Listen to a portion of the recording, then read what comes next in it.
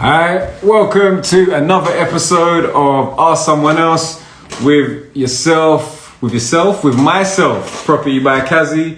We're here each and every week, every Sunday on the Property by Kazi Instagram to talk to you all live and direct about something in property. Every week we got a special guest, and today is no different. We're going to have Abby on talking all about rent to rent. For those that don't know about rent to rent, we're going to explain that shortly. And also, if you don't already know, if you're catching this or if you've got to come in and then go out and do something else because it is your busy Sunday, you can catch this on Apple Podcasts, Amazon Podcasts and Spotify. We'll be live and direct on all of those with the update of the audio, as well as the full episode out on the YouTube, which is Property by Kazi, all one word. Get subscribed if you're not already subscribed there. In the meantime, while we wait for Abby to join, please let me know where you're all from, where everyone's logging in from. And if you've got any questions, use the question box at the bottom to ask your questions. We'll pin them and we'll make sure we'll answer them directly. Jake, how you doing, brother? Let's have a look. Let me get Abby invited right now so we can get going and everybody can get value for money out of this.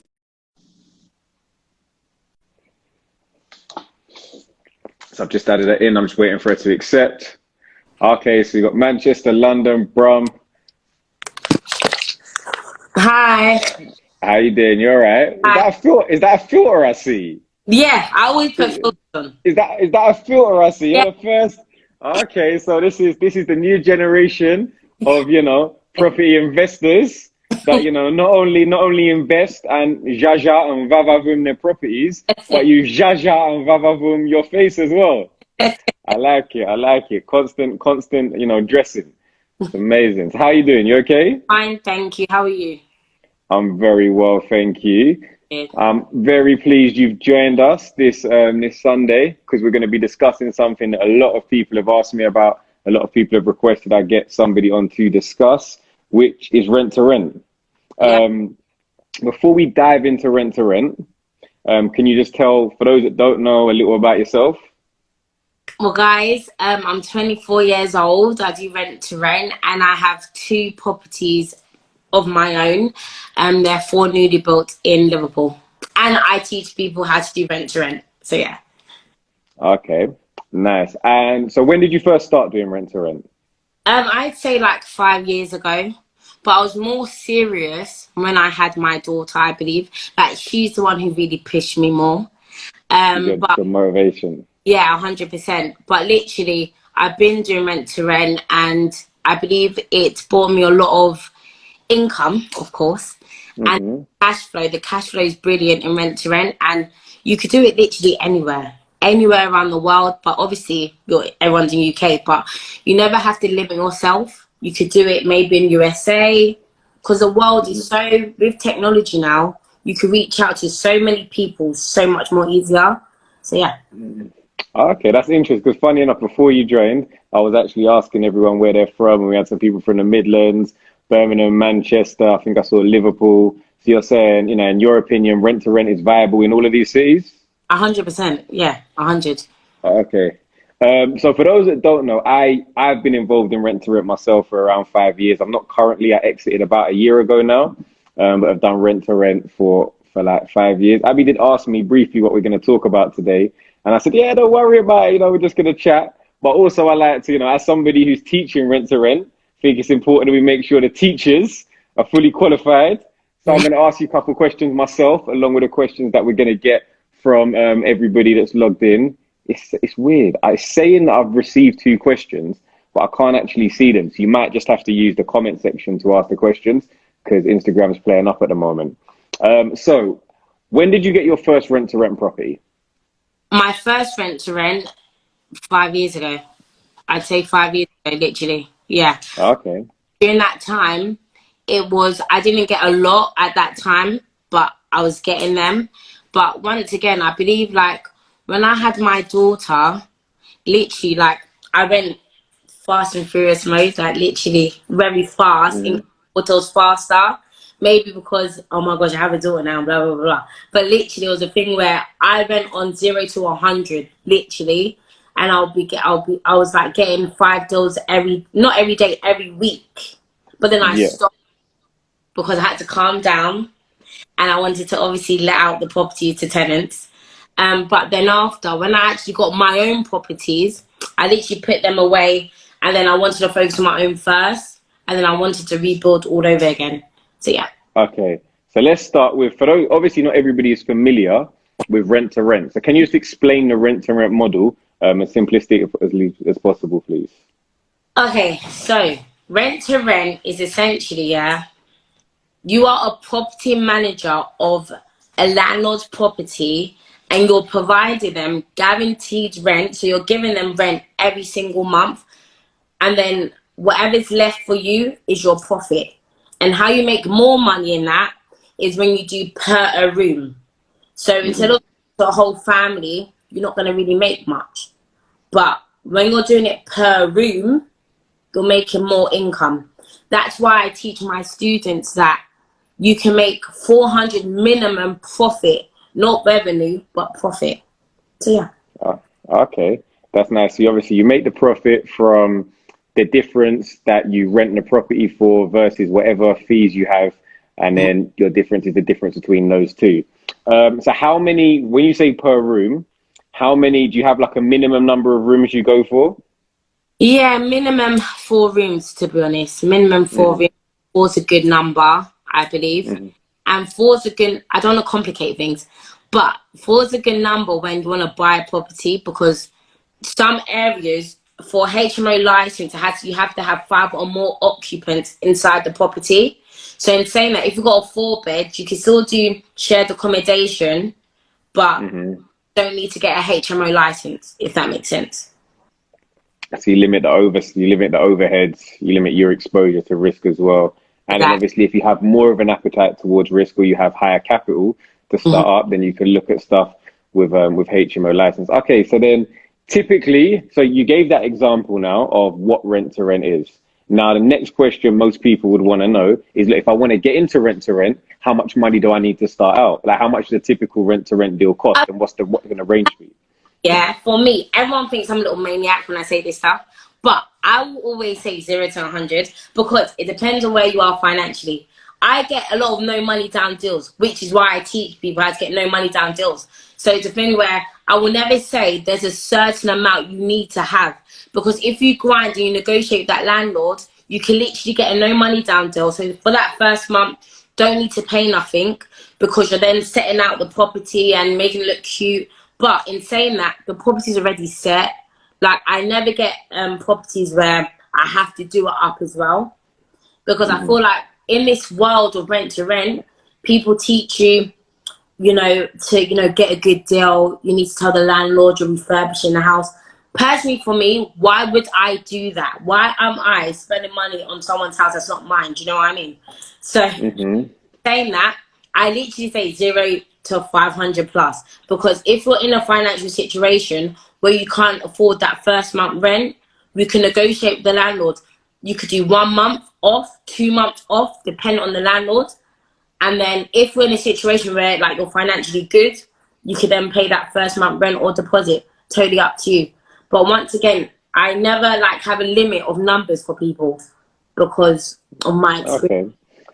That's good. I mean, like in high, like, as to play devil's advocate, I would say, although you can negotiate a lot, with anything, your negotiation standpoint often comes from what you're offering. Yeah. So if you're negotiating no money, like, so I would just say, although it could be great, that I'm sure there are deals, and I'm not disputing that you can dispute deals that are no money down. If we're both negotiating with the same landlord, and you're trying to get a month off or 2 months off or no deposit, or whatever the case may be, and I'm coming in with capital and they're saying, look, you know what? I'm going to pay you from day one. I'm going to pay a deposit. However, I want to get £100 off the rent and pay £100 less. Sometimes you have to look at what you have in any given scenario. So if Mm. you have the capital, use your capital to negotiate a better deal. Yeah, If you yeah. don't have the capital, then potentially you can look at those types of deals. But I mean, it's interesting to hear the different standpoints on, what it takes to get a deal, across the line in rent to rent.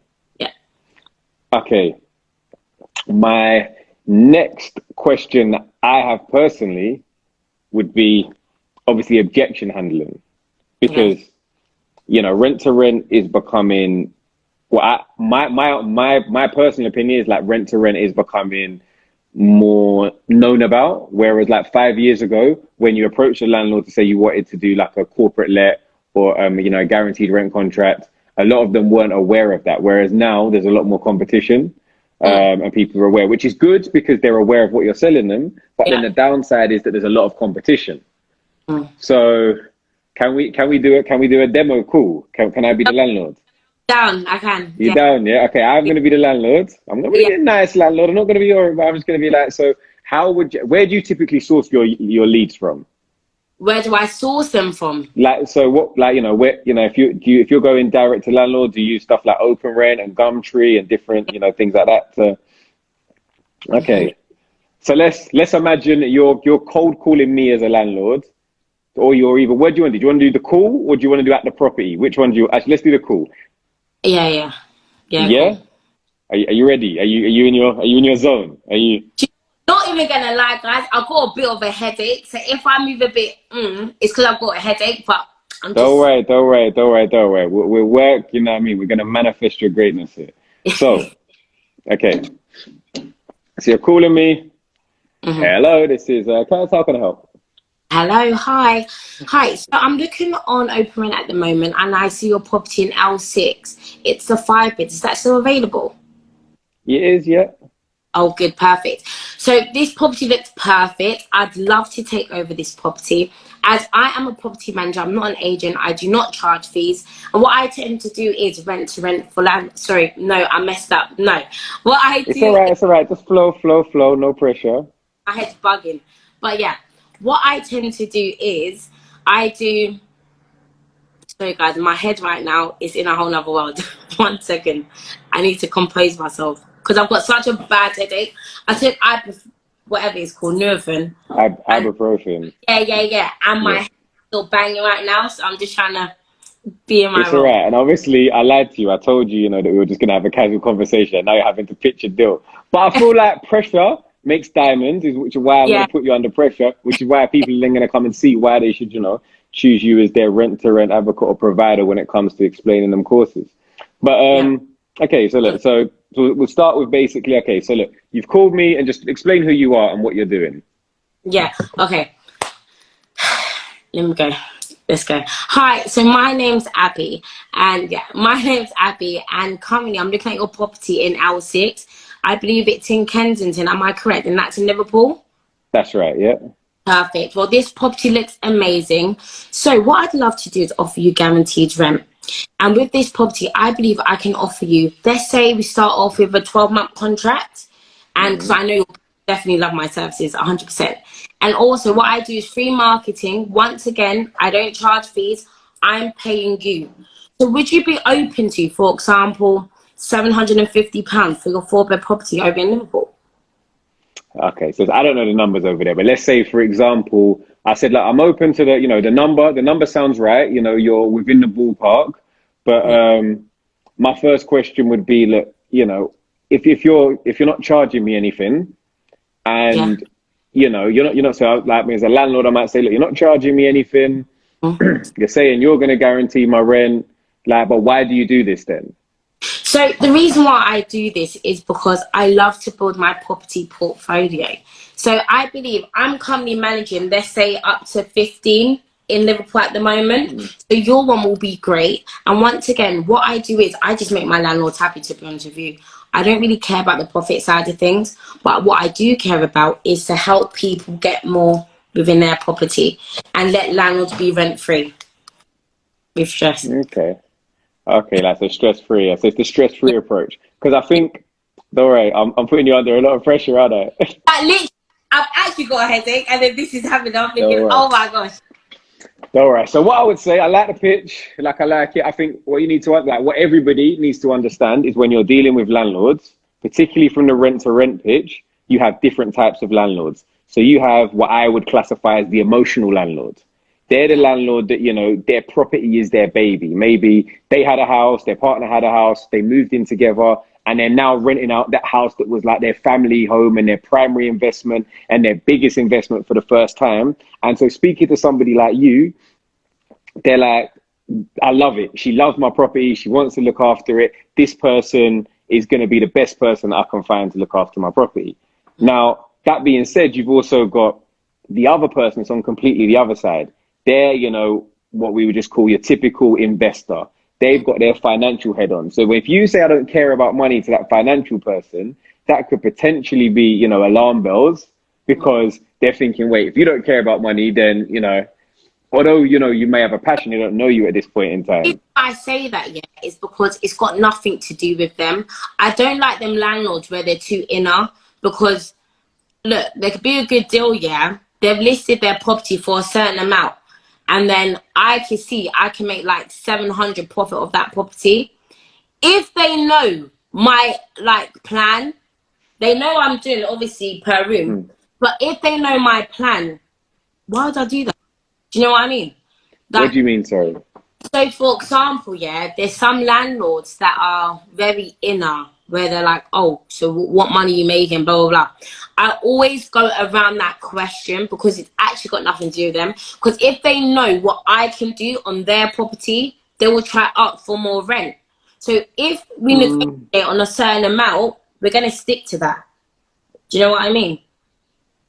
Yeah, sorry. Yeah, no, I understand that. I understand that. Which, yeah, makes sense because you've got a contract. So if you stick to, you know, stick to the Yeah, agreement. However, I think the reality is what you need, what every rent to rent provider needs to remember as well, is that you're offering a service. yeah, So you're offering a service which is to offer the guaranteed rent, and like you said, to create basically stress-free, like a stress-free investment. So yeah, how I used to pitch it to people, which again, everybody has a different pitch, was yeah, effectively, I'd be saying, oh, my door just opened by itself. I would be saying to people, like, basically, look, do you know what? Yes, I'm going to make money. Like, you know, I can even be transparent of how much I'm making. But what I'm doing is, in this instance, a property that's a buy to let property typically is an investment vehicle that mm, has quite a lot of ambiguity in terms of what if a tenant moves out, there's void periods. What if something breaks? You've got, you know, maintenance issues and with all sorts of different things. Whereas by me offering you guaranteed rent, I've taken what can be a slightly volatile investment into something that's a lot more straightforward and is more like of a typical investment vehicle, in that you're going to get a fixed percentage of returns for the duration of the contract. And you will get people that want to know that would their other, you know, the other question I would have asked is if for example, somebody, you know, wants to understand the model, because people have a right to understand, you know, if you're going to rent to multiple people, like, mm, you know, why can't they do it themselves? And mm. the reason is because not everybody is an expert. With you, with your 5 years of experience, you know, now have the systems in place to mitigate risk, so you have much lower void periods. You have a process in place for doing the viewings. You potentially have people that are actively ready to do viewings every day of the week, Monday to Friday. Whereas Exactly. as an owner, they're potentially not in that position and can't deliver that, Yeah, which exactly. I think, And somebody asked, Georgia asked, no, Georgia, you do need to let the landlord know that you are renting out per room. You will never lie to them and say, oh no, we're just doing family. But that's all they need to know. We don't need to tell them how much you're doing per room, because that's when they start getting greedy and thinking, well, it's my property. Let me get this much then. Do you know? So that's why I just negotiate with the landlord. That's it with him. And now it's my time to get the money from your property. Literally. okay, And then Tom okay. said, you offer guaranteed rent. What if? Okay, so if there's a tenant that doesn't pay legally now, yeah, all you have to do is email them in black and white. You give them 2 weeks notice. If they don't pay, you can evict them, because you literally can email them. Like, I remember one of my friends who does this. She had a tenant, and the police asked her, well, did they email you? Because you can literally email them now. I think just for clarity though, that is if they're on a lodger's agreement, not an AST. So you'd have to be living in the property with them to be able What, to do that. the 2 weeks? Hmm. Yeah, well, that police, this one was actually in Liverpool, and the police didn't It say, does. It doesn't matter where it is. If less like, for example, yeah, there's a criminal element to what they've done. mm. Um, and there's something to do with the police that's outside of the tenancy agreement, something that supersedes Yeah, maybe the agreement. that was But it. it's it. There was But it's if they have a license, yeah, like yeah. So effectively, if it's like a license, which in most cases, even if you grant a license for a tenant, mm. if they're clearly on an AST, like so if they are a tenant, regardless if you grant them a license, in the same way that a tenancy can be deemed as verbal, if it's like the same as like I don't know if you're familiar with like the contractors and the becoming what's it called, the contractors that are now deemed as employees. If you're treating somebody like an employee, it doesn't matter if you have them on a contractor's agreement, they're an employee by what they do. And the same with a tenant. So yeah, you have to be very careful with that. If somebody, it doesn't matter if you put them on a license, if you don't meet the terms of a license and that contract is the same as or what they're doing is the same as an assured short hold tenancy agreement, then yeah, definitely from my side, I can't advise that you do that because you'd be in breach and you could be potentially liable for a high amount of fines, on top of also having to pay back the rent to the said tenant for an illegal eviction. That being said, obviously in terms of mitigating risk, effectively by having multiple tenants, your not all your eggs are in one basket. Yeah, 100%.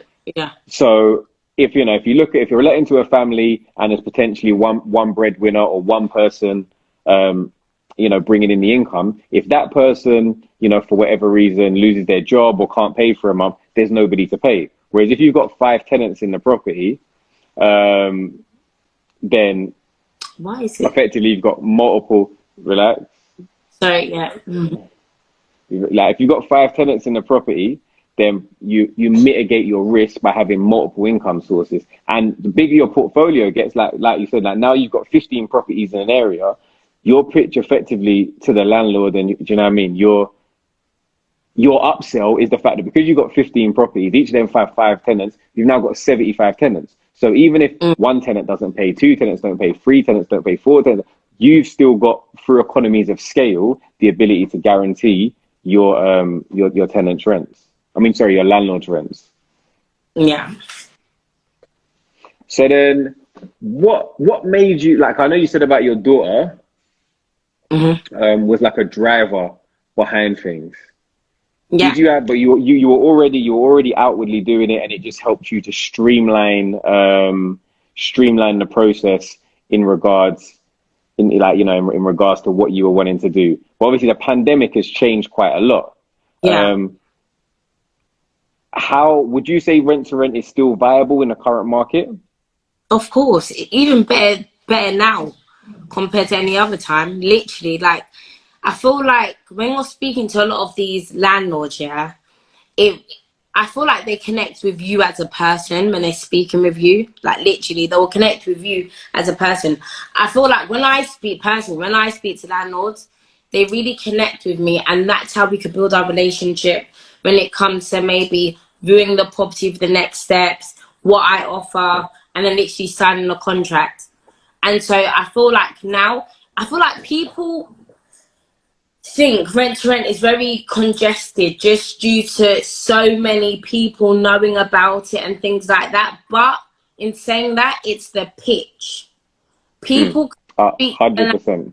yeah, like people can actually speak, and that's why, yeah, in my mastermind, I put a whole script for people to know what, literally my script, so they know exactly what to say. So it could avoid any objections, any questions, literally. So when it comes to this whole thing, it's a thing where I personally feel it's actually your pitch.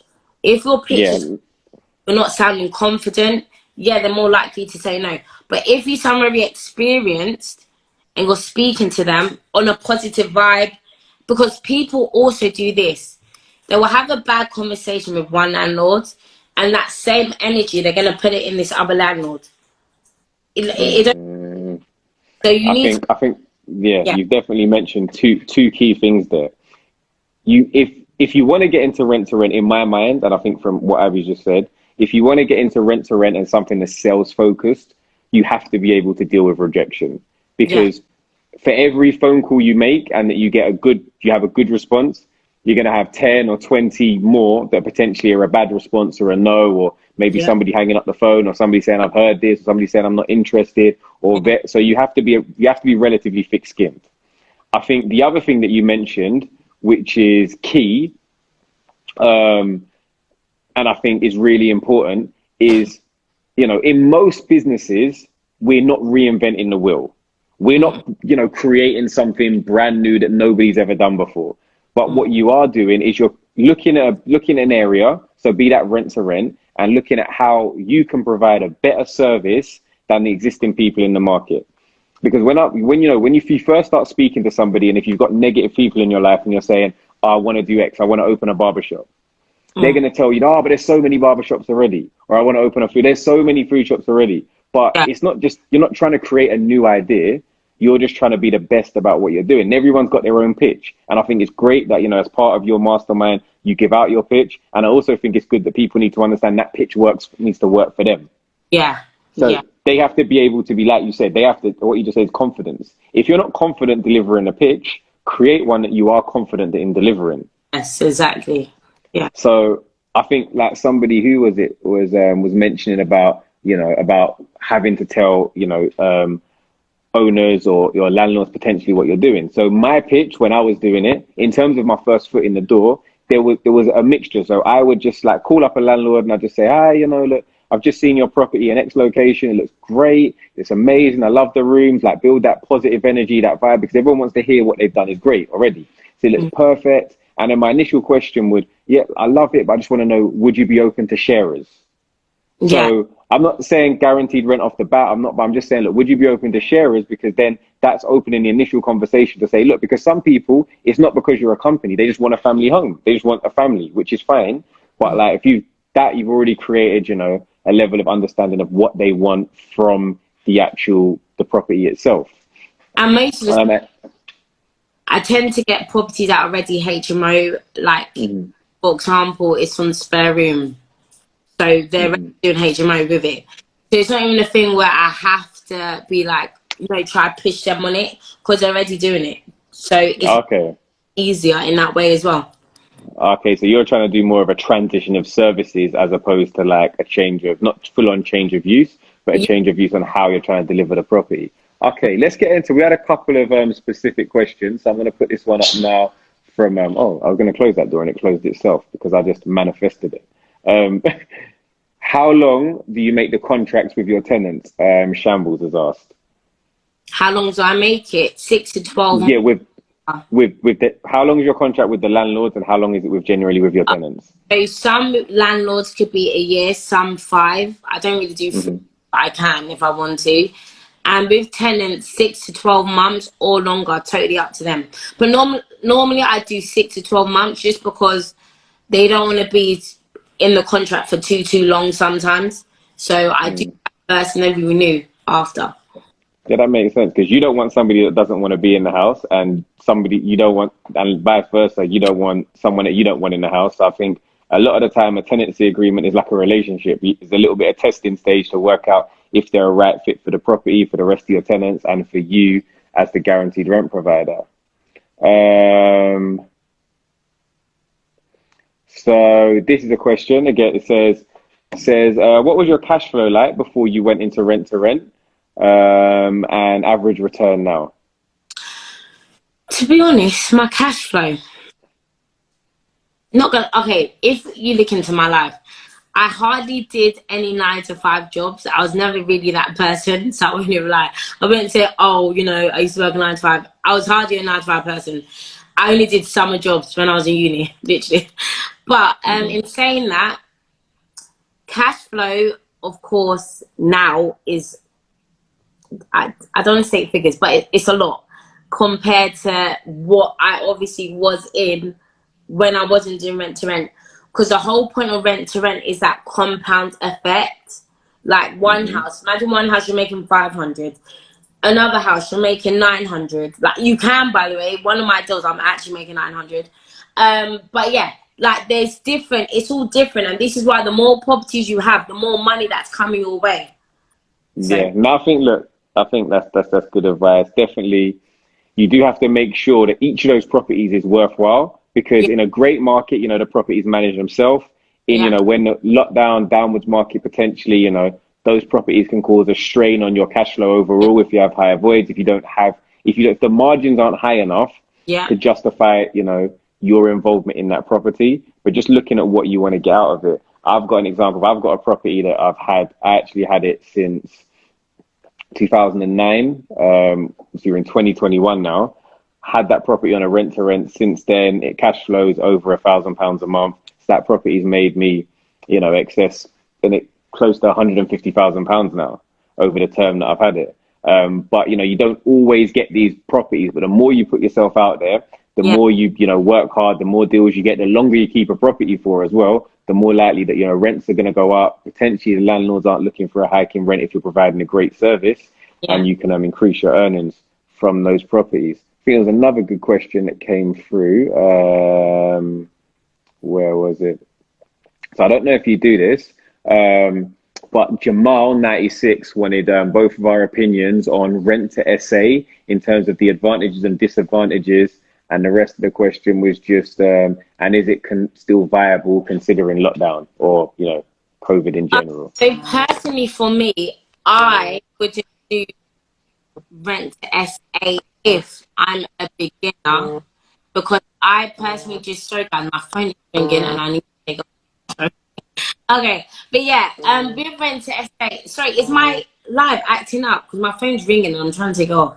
Can you guys? Yes, but yeah, I can hear you. We can hear the vibration, but it's gone now. Yeah.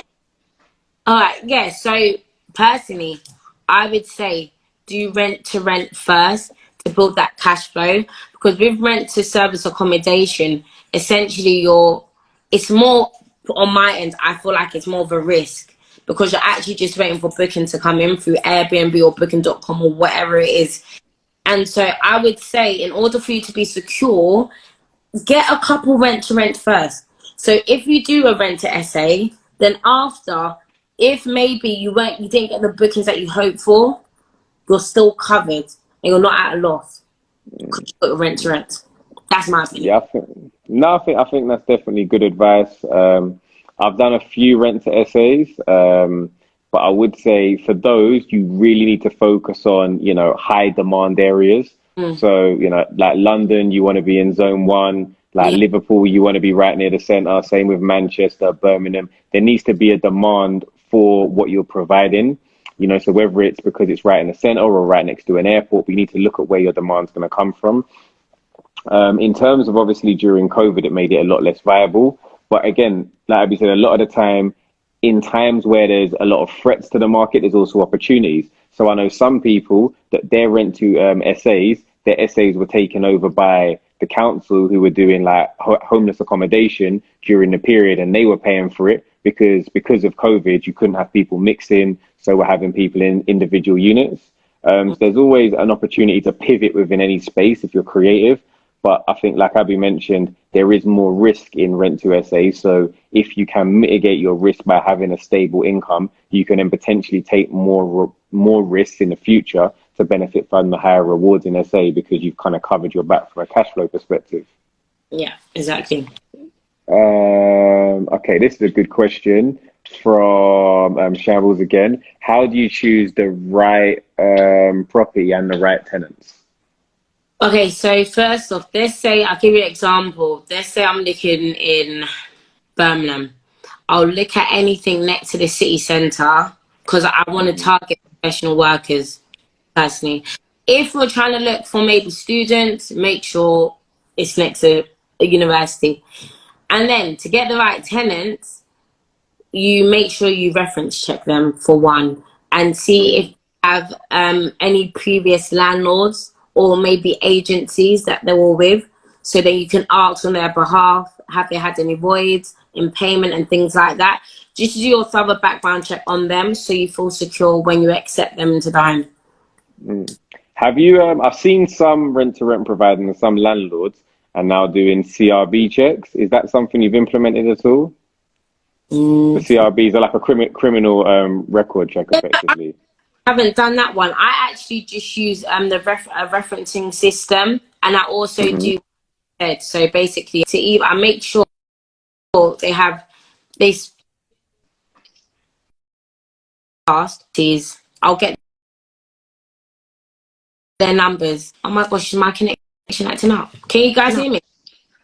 Yeah, yeah, I can hear you. Sorry, I had to mute somebody as well who's calling me. Oh, because I Yeah, heard myself. I was in. it's But okay. yeah, so I Oh, I can't don't hear think one. people. Is she In back it, can't now? people hear? I can hear you. Can anyone else hear me? I'm pretty sure. If I can hear you, I'm pretty sure everybody else is back on now. Yeah. But Okay, so yeah, so should I you were answer the question? saying. So yeah, I think just from I was asking about the CRB, and you were saying you personally don't use them. You use a referencing company. Yeah. And what I do is I make sure I speak to the landlords as well, who's used them, and also agencies, just to get a background check on them as well. Do my due Okay. diligence in that area. That's it, because really, obviously, finding the right property to make sure it fits your requirements is what's going to mean that you can guarantee to get the demand from your rooms. And then finding the right tenants are what's going to make sure you get paid, you can pay your landlord, and you also make a profit. So I think it's a really good question, and getting the best of both of those is going to be really important. Okay, here's another question now. What about damages to the property? Who is liable? So basically, you should cover damages if it's from the tenant, but you should have a deposit on their end. So let's say maybe they've damaged something. So for example, I don't know, a microwave. I don't know, but Yeah. I don't actually get damages on my ones. But if there was a damage, I'll make sure it's the tenant who are held liable. But in saying that, if you don't want to take deposit off the tenants, you can also just do the first month rent and last month rent, because that could be somehow a deposit as well. So any damages, the last month rent can cover that too. You have to be so if you take your because this is the other thing that I say to people Mm. in guaranteed rent and rent to rent, and people talk about needing money to set up and how much money you need and where I'd advise people spend money. If you don't have one, you should spend your money on your contract with with your landlord and your contract with your tenant, because effectively your contracts are what guarantee your money. The Yeah, contract with the landlord guarantees that you can continue renting the property from them, particularly if you've invested your time and efforts in making that property cash flow well. Your property with the tenants are what guarantee that you get paid from the tenants. Now, in regards to first and last month's rent, you can take a first and last month's rent as long as it's explicitly outlined in the tenancy agreement that mm, that is exactly what it is. It's your first and last month's rent mm, and isn't deemed as a deposit in any way. So for someone who just said you can't, you can, but it cannot be deemed and has to be explicitly stated to the tenant that it will not be used as a deposit for damages yeah, at any point in the tenancy.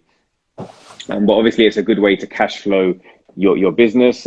In terms of the damages and repairs, like you said, you were spot on. If the tenant damages something, generally speaking, their tenancy agreement would say they're liable for that damaging, so it can be taken from from their tenancy, from their deposit, and the deposit would be held with one of the number of deposit protection services that are that outlined by the government, and you can use those. yeah, I mean, look, everybody's got an opinion on stuff. Amber, I just looked at your comments, but again, our contract was we used it for over. I think we used it for over 400 tenants. We used it for over 6 years. It did go to court in an instance, and it was upheld. Um, But again, if it's explicitly stated in your tenancy that this rent in advance is exactly that, and it's not a deposit, and it cannot be used as one. But again, everyone's got an opinion, which is great, which is one of the great things. And obviously, if you're not comfortable with that, then I wouldn't advise using that and just go for a conventional deposit scheme. Okay, let's go to another question. Which question would I like to I've asked that question. So go on. In the meantime, while I'm finding a good question, give me like a property hack or something to do with rent to rent, a tip that you'd like to throw out there for everyone that's either thinking of starting out or doing it already, some advice that you'd give somebody. Okay, so I'll say you don't really need high experience when it comes to rent to rent. Not gonna lie, it's all about your confidence. And maybe people are against me in this, but you don't need to tell the landlord, oh, this is my first property. Because sometimes when you speak like that, yeah, they're more likely to say no. This is like for me personally, when I did my one, not once did they first off, you don't need a portfolio. Some people be like, oh, you need a portfolio. You don't need a portfolio. I never use a portfolio. I never had a website neither, because I know some people think you need a website. I just literally used myself, to be honest with you. I was confident in what I was showing them, and they liked me as a person, and I did perfect in their property. They had no issues, no voids at all. So if you want to get into this game, I will never say like, oh, you need to be highly experienced in this area. It's all about you having the right tools in place, which I do provide, by the way. It's all about you having the right tools in place, and once you use those tools, you will be getting properties like no other, for real. And it's about you believing in yourself and not letting a landlord put you down due to them saying no. Yeah, I think that's good advice. I do think, what you said in regards to not letting certain things like stick. So like for example, not having your website yet doesn't mean you can't go out there proactively to, source property or to engage with landlords. If you're confident and you can make the deal make sense for the landlord, then you can secure a property, which is great. And I think it's good advice. Obviously, once you've, started to secure properties though, for your credibility and to make your job easier, of course, Yeah, after that, you can get your website, get, your documentation up. So it's just easier because at the end of the day, this is all about trying to make your life as easy as possible as a salesperson. The more tools you have at your disposal, the easier it is to either deal with objections or, or to help you secure more properties. I think last question I think we're going to answer here is one from George. Actually, I think I'll just touch on something Alfred said. So like, which is in regards to what you said, you don't need to know everything, but you do need to have an education in terms of not a property education, but you need to know what you're delivering. Because for you to deliver a great level of service, you yeah, need to be confident enough that you know what you're going to deliver, how you're going to deliver the whole process in general. But exactly. George's question was, how time consuming is rent to rent, and can you do it alongside another job? First off, yeah, I always push my students that, yeah, it's all about your time management. You have to be organized. Never use an excuse to say, thank you, shambles. But yeah, never use an excuse, yeah, and say, oh my gosh, work. At the end of the day, we want to build our own business empire, okay? So let's say you work a 9 to 5, for example. That means when you come home, have your lunch, dinner, whatever, but then maybe 6 to 7, have that hour to call people. Weekends, are you free on weekends? Have that time to make calls to people. When anyone's working, they do have days off. So when people use maybe an excuse of, oh my gosh, work, headache, blah, blah, blah, maybe you work night shifts. So the time you work night shifts, during the day, you could be making calls to landlords. Not gonna lie, it's not time consuming at all. I personally don't think, but maybe it's because I've got my whole tools in place. I've got my script. I know what I'm saying to them. But in saying that, that's why, yeah, with all my students in what I do, my mastermind, I give them everything they need. I haven't missed no gaps, no loophole anywhere. I give them everything, so it's literally up to you to take it and do it. Do you know what I mean? So Hmm. you can do it, even if you have work. Yeah, I think that's again some good advice there. It definitely is about time management, about trying to put, systemize it. If you know that you don't have the time, if you're sourcing properties maybe outside of your area, looking for a viewing assistant or looking for a way that you can deliver the level of service you want without having to be fully available all the time. I think definitely there is a degree of, at the beginning, it doesn't take that much time. But at a point when you start to, maybe have 10 properties and you've got 50 tenants, it can become time consuming. But maybe at that point, your 10 properties is making you £5,000 a month. Maybe that's more than you were making from your job. And you can have a trade off to say, you know what, I would rather do this full time now. But it's all about what you're trying to do and, what you're trying to achieve in various different ways. I think that will be the last question that I'll ask you directly, Abby. I'd like to say thank you for coming on today to talking to everybody about rent to rent. If people have just logged in or they're listening to this later on Spotify or Amazon or any of the other podcast platforms, what's your Instagram? Where can they find you if they got further questions for you? Okay, so my Instagram is its Abby. B-I, then Oniru, Oniru, Abby, it's Abby. That's my Instagram. And guys, I have a 40% off discount at the moment for my 2-day crash course. So literally, you can learn everything within the weekend, but my next slots are literally September. But you can learn everything literally within the weekend. Recordings available for 24 hours. Because I record it just in case you can't make it.